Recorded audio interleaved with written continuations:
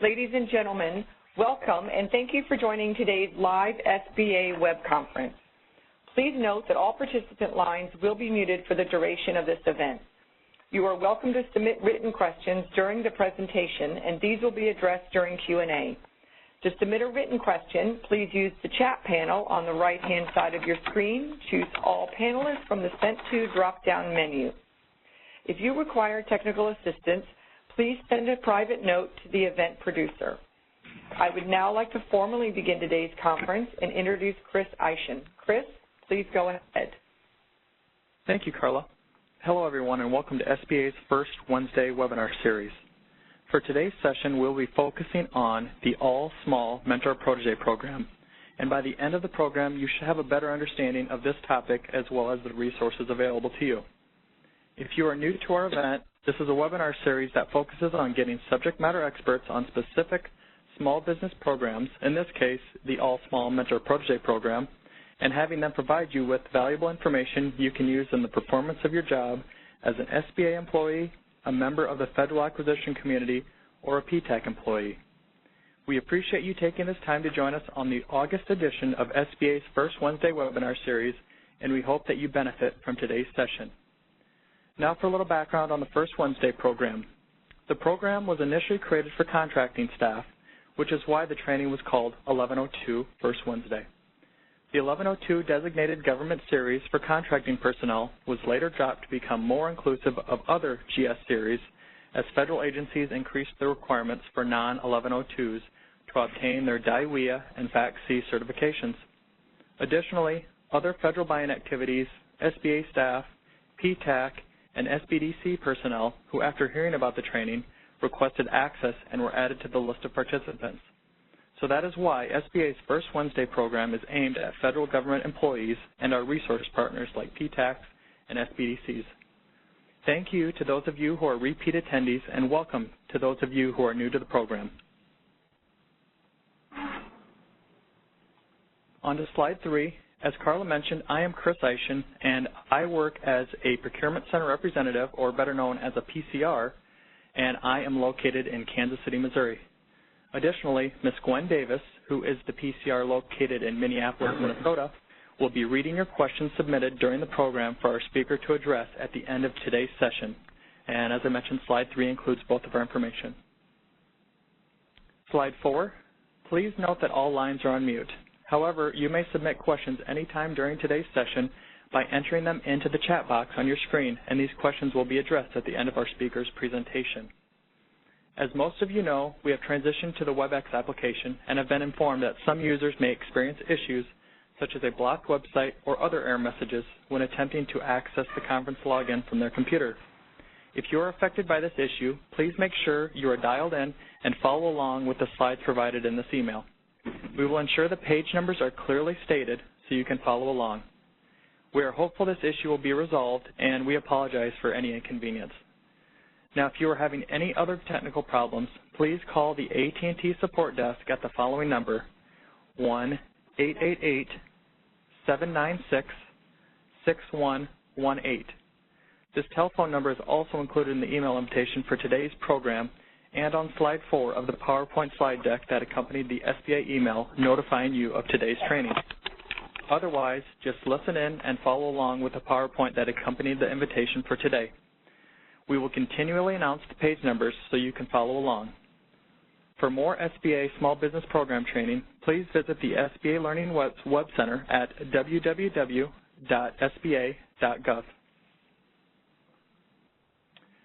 Slide 5. The Association of Procurement Technical Assistance Centers, or APTAC, hosts a website where they post the First Wednesday programs. Since these sessions are being recorded, you can re-listen to this program as well as previous sessions by visiting their website, which is provided here on slide 5. Procurement Technical Assistance Centers, or PTACs, are a great resource, and partnering with your local PTAC every day, sharing a sources sought and RFI notices, or referring small business concerns to a PTAC are just a few reasons why they are such a useful resource for acquisition personnel. Please contact your local PTAC for additional information. On slide 6 is the calendar of the training sessions. The program schedule for fiscal year 2018 and today's session on the All Small Mentor Protege program is the 11th and final topic in the series for this fiscal year. Due to year-end falling in September, we will not have a program in September. Now regarding next year's schedule, we plan to cover a couple new topics as well as provide new guidance on other areas that have been presented in the past, so you won't want to miss it. So please keep an eye out for our FY19 program schedule, which will begin on October 3rd of 2018. So on slide 7, I'm sure many of you will want to receive credit for today's training, so you'll be glad to know that today's session is worth 1 CLP. On the following slide, which is slide 8, you'll find the training certificate. First, you'll manually fill in your name and then print your certificate from the PowerPoint to request credit for today's session. The PowerPoint was part of the SBA email invitation that you received for today's session. SBA does not track your CLPs or communicate with your training program regarding your CLP achievements. Now, several of you may have received the information for this training from a friend or colleague, but if you want to receive an email directly from us notifying you of upcoming First Wednesday webinar events, please send us an email at SBA Learning, which is SBALEARNING @SBA.gov. So that's SBA Learning @SBA.gov. And in the subject line, please enter the words add to list, and we'll ensure that you're added to the distribution list. On slide 8, here's the certificate that I was referring to. First, you'll need to access the PowerPoint presentation that was emailed to you. Then you will manually fill in your name where it states insert name here. Next, within the print settings, you will select print current slide, which will allow for only the certificate to be printed. And another reminder, SBA does not track your CLPs or communicate with your training program regarding your CLP achievements. Slide 9. Today's training has been assembled to address the All Small Mentor Protege program, as well as provide you with the resources available for your use. Our speaker has graciously accepted our invitation, and she will be directing me to continue on to the next slide. As mentioned earlier, if you are unable to access the WebEx application, please follow along with the PowerPoint presentation that was included in the email for today's training. We will identify the page number so you can follow along. Also, please note that due to connectivity issues, some viewers may experience a delay as the slide changes on your screen. Now, I am pleased to introduce today's speaker to you, Ms. Holly Schick, who is the Director for SBA's All Small Mentor Protege program. Holly, we appreciate that you can meet with us today, and I'll turn the program over to you now. Good afternoon, Chris. Thank you very much. My screen just went blank. It's a pleasure to be here with you this afternoon, and I'd like to thank Chris and the entire team of PCRs and PTACs and other folks who put this wonderful program together. It's a great opportunity to give folks an update on where certain marquee programs are of the Small Business Administration, and we're pleased today to talk to you about some updates in the All Small Mentor Protege program. Early on in the program's life cycle, we did a presentation, and we were just brand spanking new. So, Chris, if you could go to the next slide, please. I'm just going to cover a quick set of facts for you to give you a little bit of history in case this is new to you. We were authorized by the 2010 Jobs Act and 2013 NDAA. They recognized that the 8A program had a well-established, well-run mentor-protege program, and that other programs and other business concerns, such as those WOSB, service-disabled veterans, and hub zones, did not have access to the same kind of mentor-protege program capabilities that the 8A program had. So through those authorization bills and then finally through our regulatory process, our final regulations in the CFR 13 were issued and became effective on August 24th, 2016. And for those, I'll have the reference a little bit later, but our section is 125.9 in the CFR, but it is also listed in another section here. Our official program launch date was October 1 in 2016, so it seems like time has flown because we are just about now ready to celebrate our 2-year anniversary coming up in October, and it seems like the time has just flown in terms of when we initially conceived this and the implementation of it to where we are now and the tremendous success that the program has had. So basically, the regulations did a couple things. One, it revised the 8A mentor-protege rules to make both of the programs more consistent. And when I say both programs, I mean the existing 8A, and then what was called just the new mentor-protege program that was going to be eligible for everyone else. The name itself, All Small Mentor-Protege Program, the ASMPP, was actually a very quick and unofficial branding that we gave the program to try to differentiate it between the MPP, the Mentor-Protege Program of 8A, and this brand new thing. So that's how it became known as the All Small Mentor-Protege Program, or ASMPP. Slide 12, please. The concept behind the Mentor-Protege program is a couple key elements. One, it's meant to streamline access for small firms into the federal marketplace. It's designed also in doing so to enhance the capabilities of a small firm or small concern by partnering it through a larger, usually a larger organization that enters into a mentor-protege agreement. And the mentor then agrees to provide management and technical assistance to that protege firm as they decide if they're going to go after bids together as what we refer to as a joint venture. Of course, the program is also designed to create wealth and create jobs for our small businesses that participate in the program. The benefits to the large mentor firms is that it helps them develop and increase their supply chain through capable small business contractors. And that is one thing that we're very excited about because we feel that, you know, as we help to build these stronger small business firms with more and expanded capacity, they then too can get into the growth curve and eventually become mentors to other protege small firms as well. And finally, one of the benefits to the contracting community and to the federal agencies is it helps those agencies meet their congressionally mandated set-aside program goals. Slide 13, please. I want to review a couple key program elements that differentiates us a little bit between the existing 8A mentor-protege program and the new and our all-small mentor-protege program.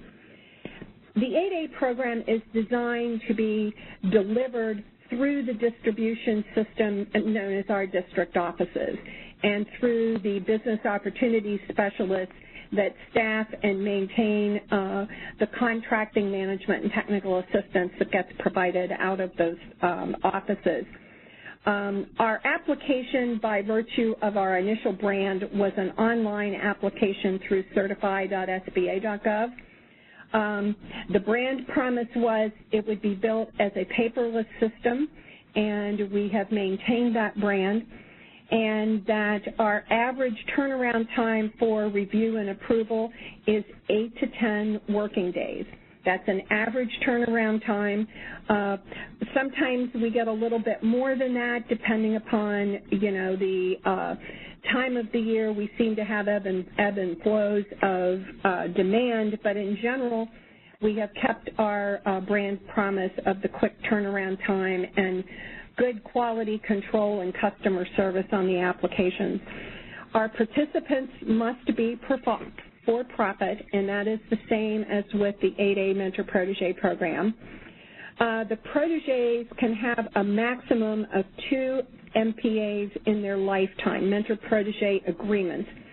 And that's 2 of SBA's programs. So it can be 2 of the current 8A mentor protege, it can be 2 of the all small, it can be 1 of each, but in total they cannot have more than 2 in their lifetime. The applicants for the program, it's a self-certifying program, so they go into SAM.gov and self-certify that they are small in their primary NAICS. And kind of as a footnote, if they're going to be applying to us in their secondary NAICS, they will have to demonstrate to us that they've had some experience in that secondary NAICS code. Different than some of the other programs, we require a tutorial requirement. That tutorial is on the SBA Learning Center, and if you search through all programs, because our name starts with A, we're the second course listing, so we're easy to find, and both the protege and the mentor must take that tutorial, sign it, and submit it along with their application. Right now we're in the process of reviewing and updating that tutorial, and we plan to do that on a cycle of about annually. As a point of reference back to the centralization issue, in the 8A program right now, they have approximately 480 mentor-protege agreements that are monitored and serviced through the district offices by about 60 to 70 business opportunity specialists. In our staff centralized here in headquarters, we have a staff of 5, including myself, and our portfolio, as of about today, we are almost at the 600 mark in terms of the number of mentor-protege agreements that we've approved and serviced. One thing is important to know that the certification criteria or approvals like Service Disabled Veteran, WOSB, Hub Zone, 8A, that particular certification follows the protege firm. So as they get into one of these agreements and eventually form a joint venture, those particular certifications would follow the protege firm into that joint venture. The one thing we try to make really clear to folks is we're not a matchmaking program. We will not find a mentor for the proteges, and you would be surprised at the number of calls we get saying, you know, we are a really excited, growing young firm. Can you help us find a mentor? And, of course, we cannot. That is a job that only the mentor firm or the protege firms can do on their own because they know where their gaps are, where their capabilities need to be increased, and where their potential goal in the marketplace is. Let's see, the JV is good for up to 2 years, and one thing that I need to bring to folks' attention is that that particular 2-year count begins when the first award is received. There seemed to have been some confusion out there in the marketplace of actually when that counting started. So the count, actually the 2-year count begins when that firm or that joint venture is awarded that first contract. The other thing that the MPA program and the All Small offer is our joint venture capability. We offer the exclusion from affiliation. And by just nature of the definition of a joint venture, you are affiliated because you are joining into a business arrangement together. But through our program and the mentor-protege agreement, we offer exclusion of affiliation to those JVs, which, again, is a huge advantage in the marketplace because that JV is able then to get credit for the past performance of not only the mentor but the protege as well. So that exclusion of affiliation is very, very important. A footnote that I would also add here is that our office, we do not approve the joint venture agreements.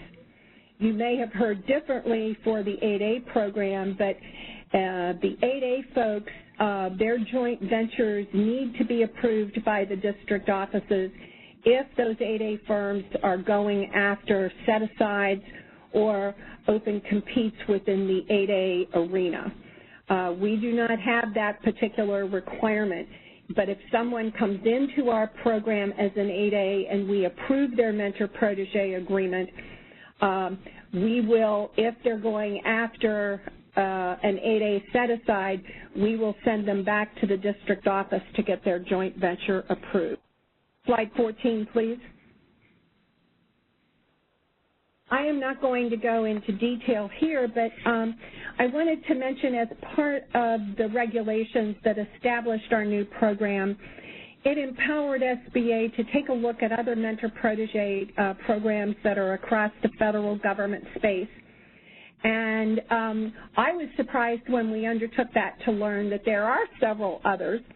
And the agency was charged with reviewing those and kind of seeing if there was duplication and basically approving whether or not those programs should continue.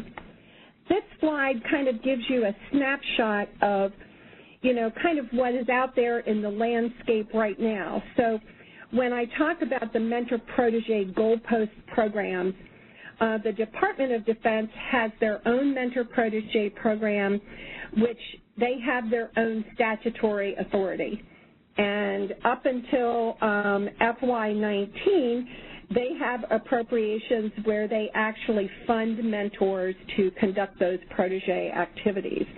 And then, of course, there's SBA, where it has the 8A mentor-protege program and the all-small. So those are the two programs that are out there that are kind of, again, I refer to as the goalpost programs. The other programs that are out there in the playing field and the ones that we have approved, there's one at NASA, there's one at the Department of Energy, the Department of Homeland Security, and FAA.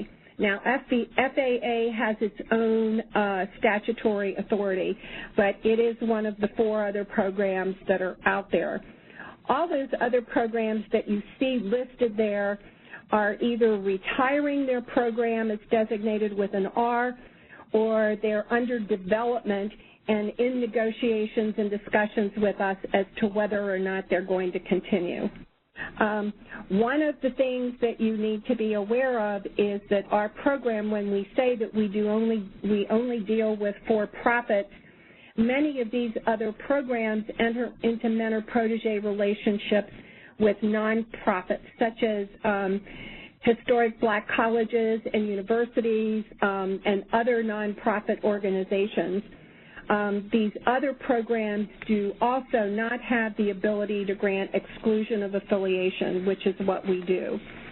The next slide, 15, please.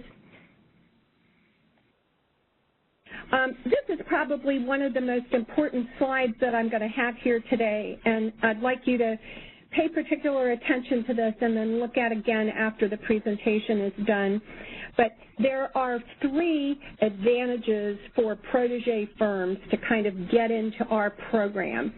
The very first one we look at, and this is how we measure our impact to these protege firms, is what we call business development. The protege expands its capacity to bid independently.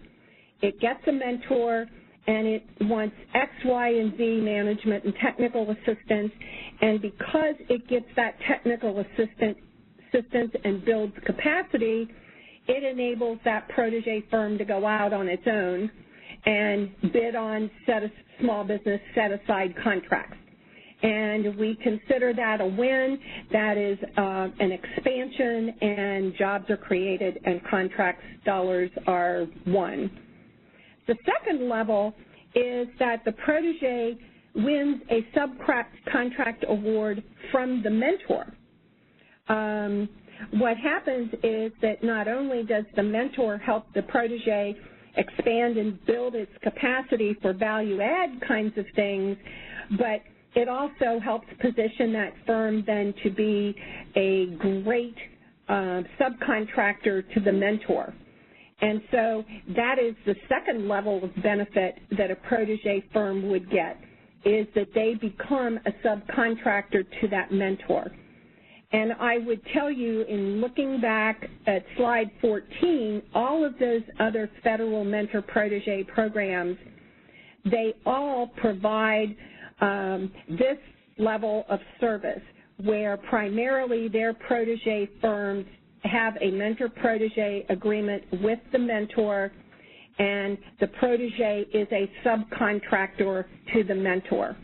They do not do what's in column 1, but that may be an offshoot from what they provide, and they do not do column 3, which is clearly the most distinct advantage of 8A's program is the ability for that mentor and protege firm to take that next business development step and form that joint venture.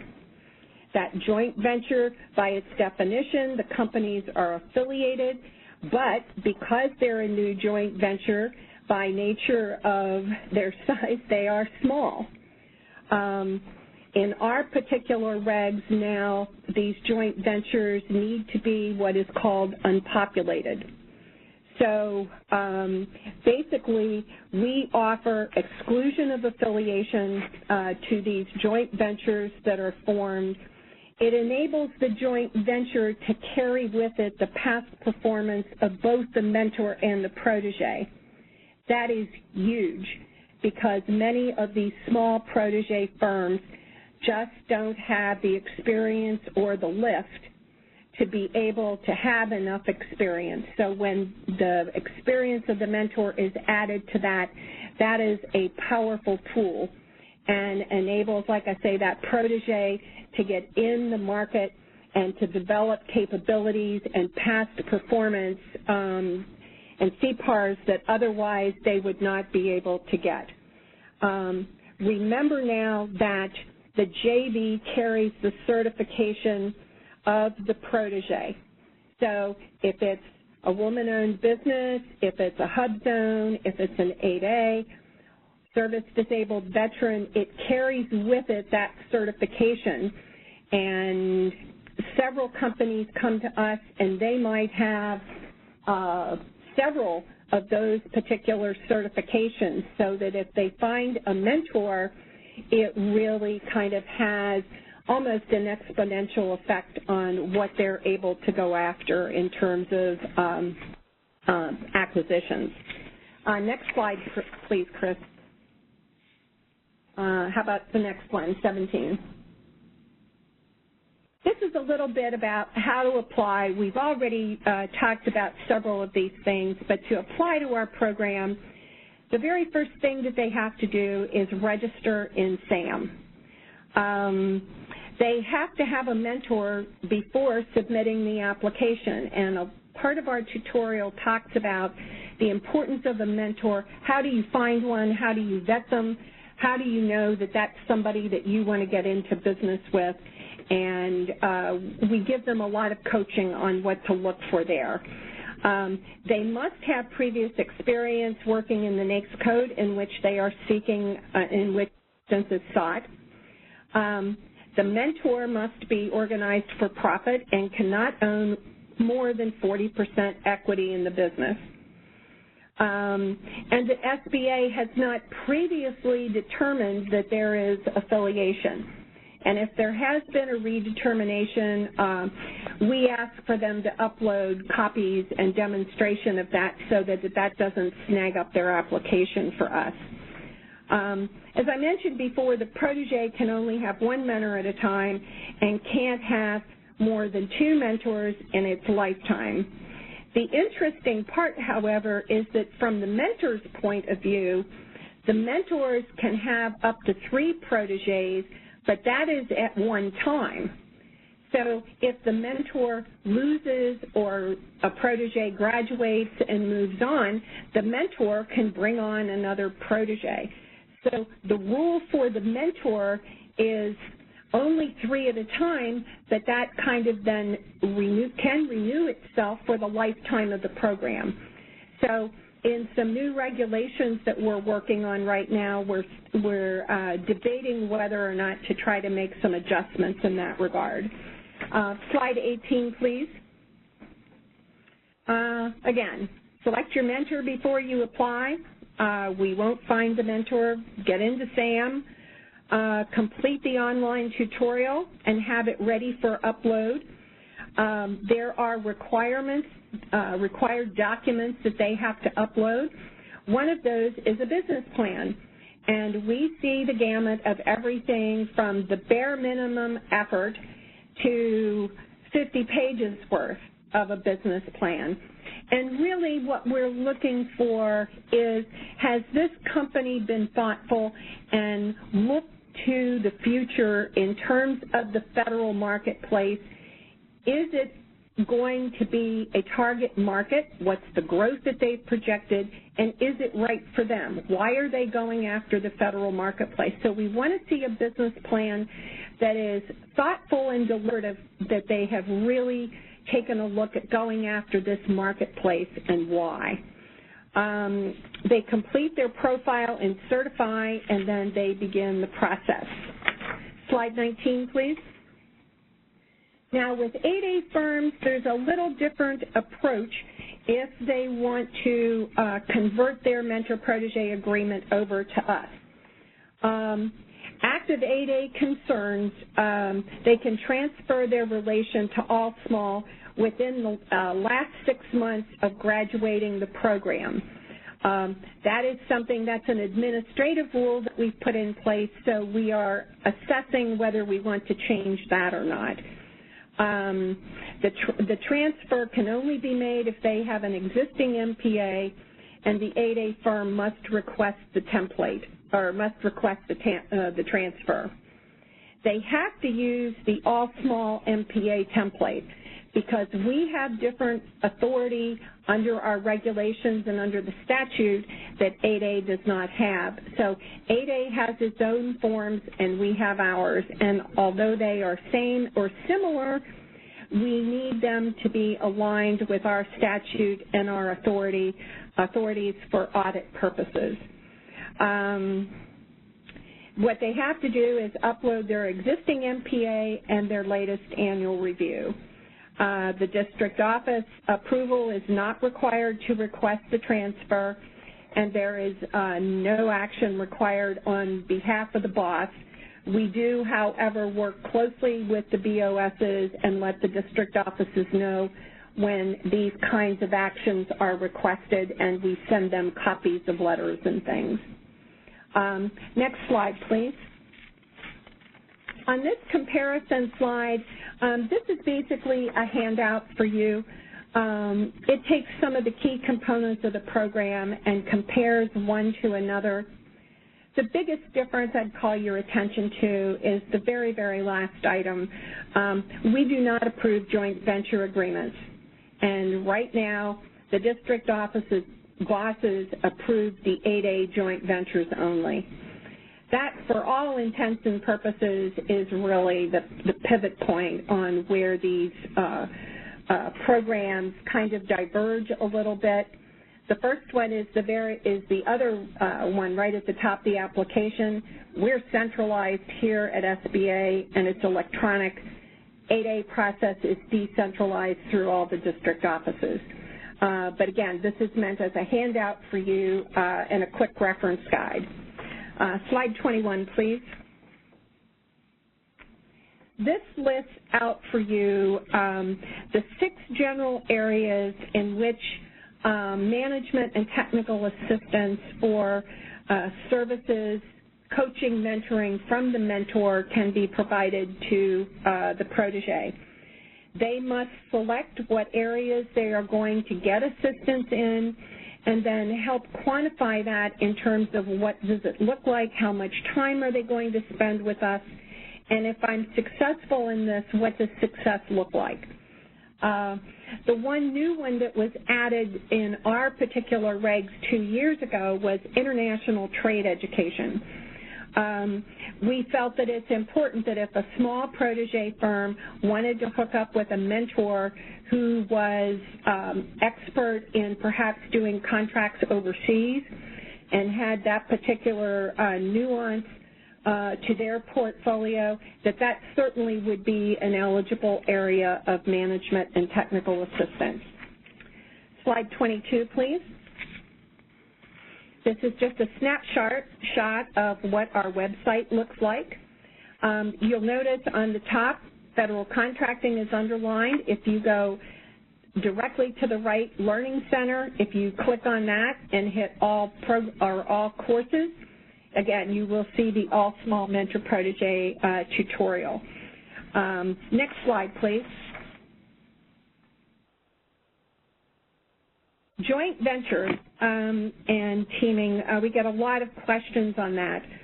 But basically, our JVs are eligible to joint venture as a small business for any federal government prime or subcontract. This references the CFR that governs joint ventures, and I would bring your attention to our web page. On the very front page, we have a brand new joint venture agreement template and a guidebook. And that template basically indicates to folks, here are the 12 areas of things that need to be covered in the base joint venture agreement. By no means should that be all that's in there, but if you want to be in compliance with our program and the general acquisition rules, you need to have a minimum of those 12 things covered. So that is one of the important things that that you should take a look at and have as a tool or a reference point. Slide 24, please. Again, the JV, our JV takes on the identity of the protege. The MPA approval, my letter to them approving our mentor-protege agreement, is required prior to the JV bid on award. Those timing things can get pretty sticky, and so we're very cautious about that. The ASMPP approval letter from me should accompany the bid. Again, here is our reference in the CFR that talks about the exclusion till affiliation. That you could have your own course on First Wednesdays about teaming and joint ventures and affiliation and all of that, so I'm not going to go into any of that today. The SBA district offices review and approve 8A joint ventures only, and again, we don't do that. The important thing that I don't have as a bullet on here, but I do want you to remember, is that once a JV is formed, you need to register that joint venture in SAM. And you can do it in a couple places. My staff tells me that the best place that you can put it is in the reps and certs, because we don't have a particular box yet for folks to check that that it's an all small, joint venture.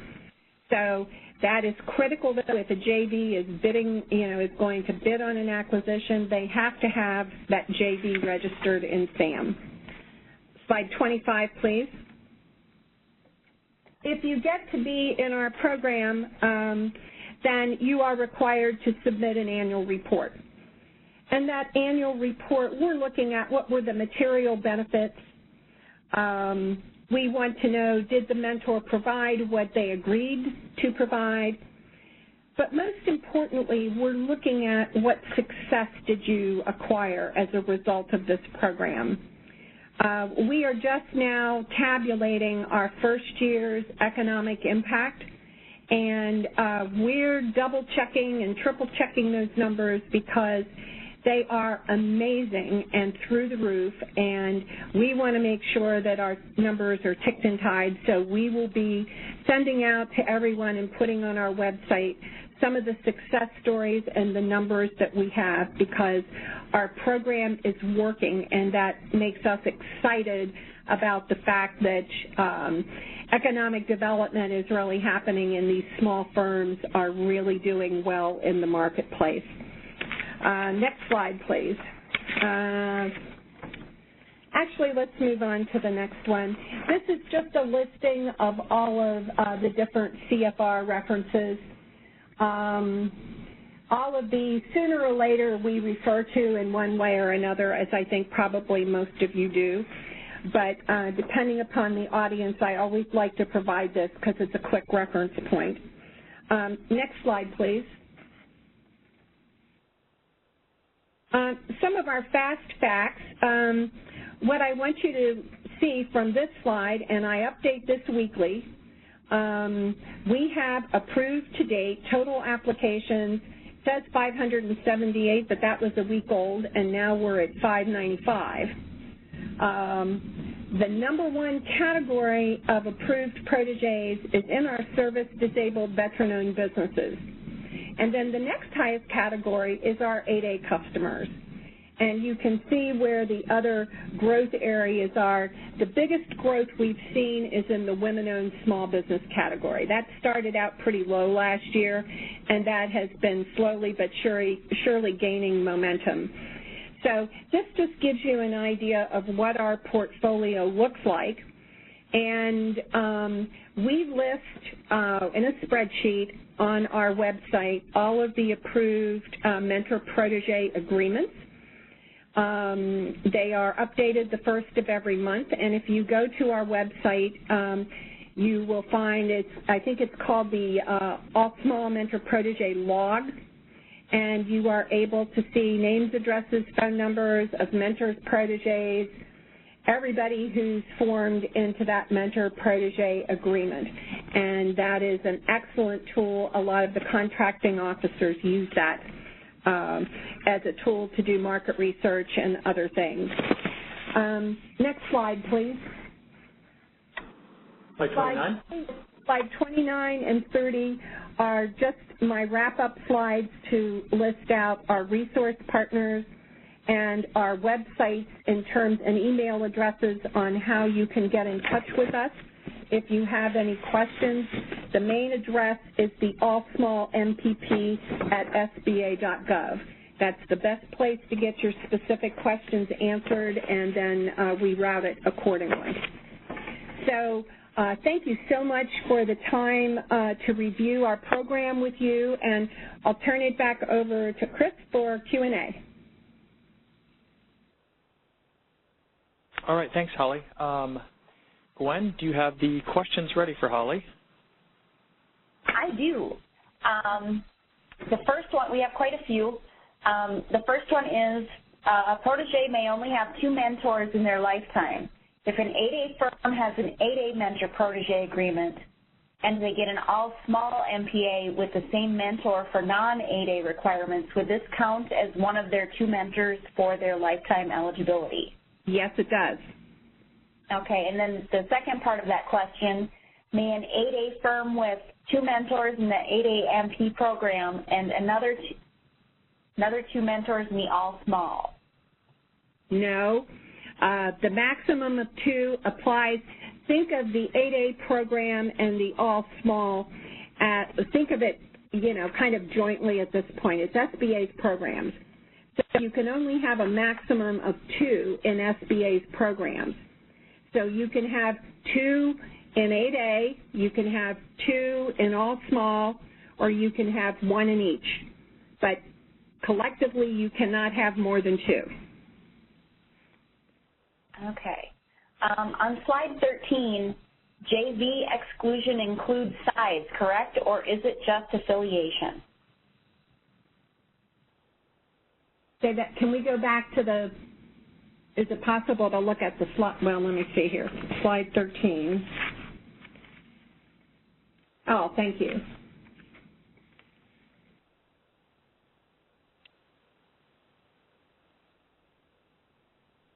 And the question is, say that again? JV exclusion includes size, correct? Or is it just affiliation? Well, it includes size because the joint venture becomes a small entity that takes on the characteristics of the protege. So the mentors are, for the most part, large.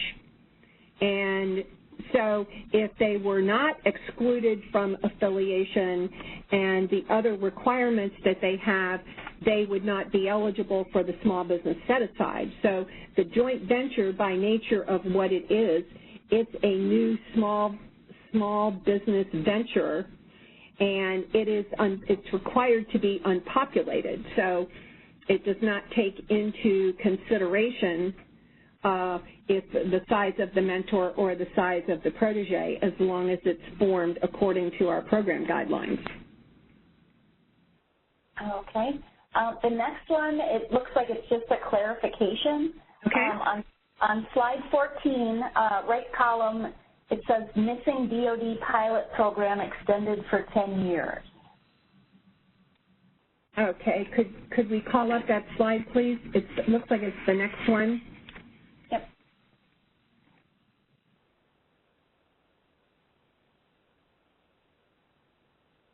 Okay. And what are we referring to here? It says that the DoD pilot program is missing, that it was extended for 10 years. Yes, I'm looking here to see exactly the Department of Defense program. Yeah, that's what this person's referring to. It's the pilot program. Well, the Department of Defense, it started out as a pilot program, and it was initially authorized for 10 years, and now it's up for renewal at this point. And so our colleagues over there at the Department of Defense are going through the NDAA process to see if it gets reauthorized, and then if it gets reauthorized, is it reappropriated? Because, again, they're the only mentor-protege program in the federal space that actually gets appropriated funds to pay the mentors to provide this assistance to the proteges. Okay. The next one is slide 15. Extreme right column exception is SDVOSB. JVs, the VA CVE requires JVs to be CVE certified.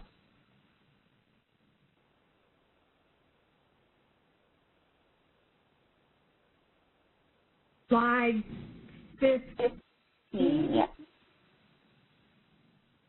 I think that's just is that a clarification? That Yeah, I don't see that on my slide 15. Okay. What I can address is the fact that the CVE certification is set up specifically for Veterans Administration, and it is a certification that is required through their Veterans First Authority. And only veteran-owned firms who are going to be bidding on VA contracts need to be CVE certified. Other agencies can have veteran-owned set-asides, service-disabled veteran, whatever, and do not necessarily have to require the CVE. Now, I don't know if that answers the question or not. I don't see that on my... Okay, yeah, and it wasn't really posed as a question. So the next one is for HubZone protege that create an MPP and subsequent JV with their non-HubZone mentor, how is the employee residency percentage calculated? That is something that we would have to take offline, and I would refer that caller, if they want to get with me afterwards, we can talk with the HubZone folks. There are so many nuances to that, and it's in-depth, and I wouldn't want to go into that right at this point, but I am very happy to follow up on that with the HubZone folks and get the answer. Okay. Next question. Slide 17, sixth bullet down, the language is confusing. Is it based on 2 applications or 2 approvals?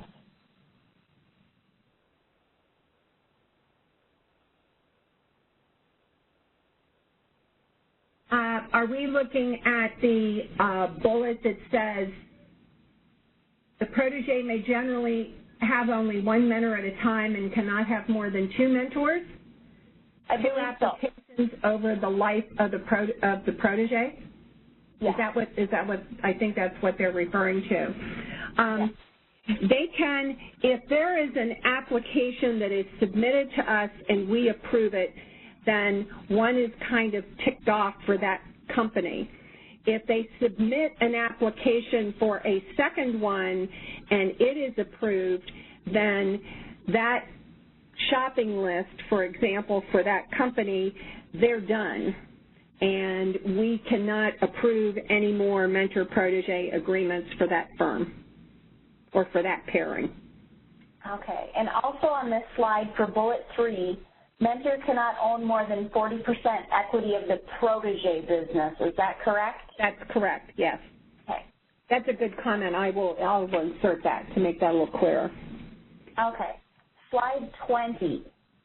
An 8A JV is approved by the district director. BOS reviews and recommends. Statute indicates that the district director is the approver. Is that correct? I believe that's correct, but I'm not an expert in the 8A in that entire process. So I believe that is correct, yes. Okay, slide 24. If a contracting officer wants to validate the MPA approval letter, is there a list posted on the SBA website with the ASMPP approvals? And I believe yes, that is. That's the one I referred to on our website. It's called the ASMPP approval log. And right now there's approximately 590 mentor-protege agreements listed there. And that is where, at this point in time, since we are not officially yet in some of the big procurement tracking systems, that is the best place where we're directing contracting officers to go. If they have my letter and they want to take it one step further and see, they go to that and verify it on the list. The other thing we do is we just say, hey, shoot us an email and, you know, we will verify it for you. But that's the first place that we send them is to our list, and it is on our website. Okay. This one I'm not 100% sure on. Will the JV tool work with another government agency? I might need to have that question clarified a little bit. I think so. The thing that I can say about that is one instance we ran into is that there was another federal agency, the Department of Agriculture, that in one of their acquisitions, they added I'm thinking 8 to 10 additional criteria of things that they wanted added in the joint venture agreement. And we sought legal counsel here, and what we were told is there is nothing to prohibit those other federal agencies for requiring more than what the basic 12 are. But the basic 12 items that are required are federal government-wide, but the agencies can add more criteria if they want to in those agreements, and that is something we don't have any control over. And that's why one of the things that we do is we encourage the firms to do really good due diligence in talking to, you know, the contracting officers and the acquisition folks to learn as far in advance as they can what's being expected, because something like that, that can take a while to iron that out. Okay. I don't know if that answers the question, but you know, I'm happy to talk about that offline if they want to explore that further. Okay. For somebody that has a number of JV contracts, how do they determine which ones are ASMPP or MPP? How do they, MPP meaning 8A? I believe so. Or whether it's ours. Well, at this point in time, again, are we talking from the contracting officer's perspective? I believe so. Okay, so the contracting officer, the company would have to go into SAM and register the joint venture, okay? So that's one place where they're going to have to register it. And because we are not yet in the FAR and we are not yet tracked in some of the typical government contracting vehicles like DSBS or FPDS or any of those, and we're working on that, the best way for them to tell is that, again, they need to look on our mentor-protege log, and if they have a question beyond that, you know, to just reach out and shoot us an email. Because the program was stood up with the minimum requirement of authorization and regulation, and right now we're in the process of refining those regs, but it'll take another 9 months to a year. And so on the initial inception of the program, we knew that it would take almost 18 months to 2 years to get all of our program specifics in those tracking mechanisms and in the FAR and some of those other things. So we kind of fight that on a daily basis, but we try to build awareness around it until some of those systems get up to speed. Okay. So the JV carries the Protege certification. Is there a new cage code assigned to the JV? I'm sorry, I don't know the answer to that. Okay. So you mentioned that 665 applications, 578 were approved. Are there reasons for the declined 87 documented, lessons learned for SBA, PTEX, et cetera? Yes, we are putting together a list of kind of FAQs, but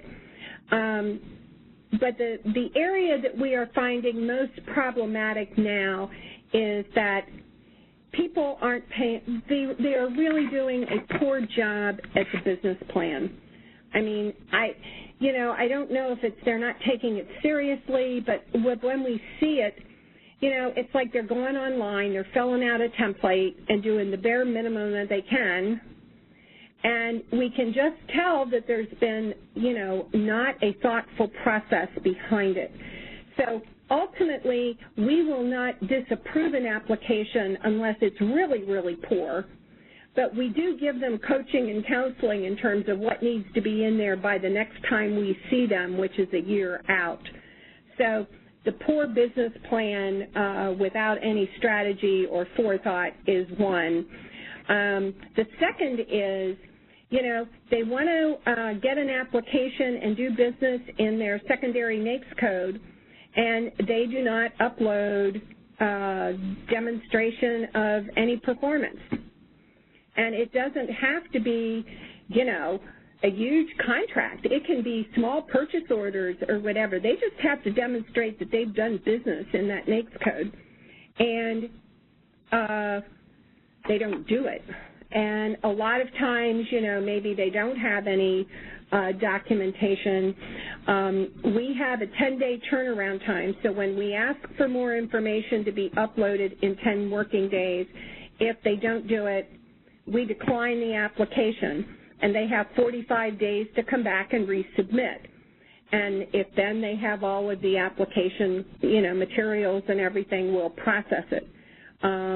But those are the two biggest things that we're seeing right now, is that the business plans are of poor quality, and folks wanting to expand and do business in a secondary NAICS, they're just not providing us with you know, documentation on past performance. Okay. So there's not a long list. It's basically those, you know, kind of those two things. Okay. Next question is, would you please describe or define what unpopulated means in a JV? Okay. An unpopulated JV means that other than the key administrative personnel required to operate that joint venture and do the bare minimum of administrative requirements to operate it. There can be no other employees in the JV that are performing work on the contract. The work has to be performed by employees of the mentor or the protege. So unpopulated, anybody who's doing the work on a contract has to be mentor or has to be protege. It cannot be an employee of the joint venture. Okay. This is asking for confirmation. If a small business forms a joint venture with a large business, will agencies receive credit for small business awards made against the JV Cage Code, including applicable socioeconomic categories? Yes. Okay. That is one of the big incentives that that folks are, the agencies, once they're learning about this and figuring out how to use it, they're seeing that as definitely one of the big advantages, is that it is helping them meet their set-aside goals. Okay, and also, would the JV profile be found within SAM, or would they be able to locate it within the Small Business Dynamic Search tool also? It's not in BS yet because, again, we have to put a change order through that system and that takes a minute, and so that has not come through yet. They need to put it in SAM, and that's why I'm saying they need to register and put their JV in SAM. Okay. How does past performance get evaluated between the mentor and the protege? That's up to each. That's up to each buying entity, but they have to take into consideration the cumulative value of both. Okay. Or one or the other, but it cannot be used as an exclusion if the mentor is outside of the size standard. So up to each agency how they evaluate, but there are very specific statutory requirements on how that is to get evaluated in a joint venture. Okay. Would transferring an 8A mentor protege on a pending graduate of the 8A program to the all small mentor protege extend the life of the mentor protege beyond the graduation of the 8A? It'll extend it only to the extent that the period of the mentor-protege agreement is supposed to be in existence. So, for example, if they have a mentor-protege agreement that is, they're 3 years in term, so if they're 2 years in or 2 years into their 8A mentor-protege program and they ask to roll it over into ours, they're not going to get an additional 3 years, especially if they're in the second 3 years of their agreement. They will only give them the complement of what they had with 8A. Okay. Would it be oh, yes? Sorry, based on time, we're going to do one more question. Okay.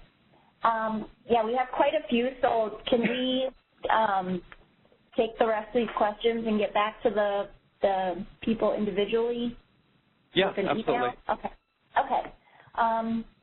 So would it be beneficial to see JVs in the dynamic search tool when conducting market research? And I think we've already answered that one. Yeah. Yep. We'll take one more then. Okay. The 2 per company life limitation is only applicable to small mentor-protege applications only. A company can be in the MPP program at the same time when they are in the SBA MPP program, correct? I'm not sure I understand that. Could you repeat that? Okay. So the two per company limitation is only applicable to small business mentor-protege. Can a company be in another mentor-protege program at the same time as the small business? Well, they can, yes, companies can be, for example, we have a company now that is one of NASA's subcontractors to one of their large mentors, and they are a protege.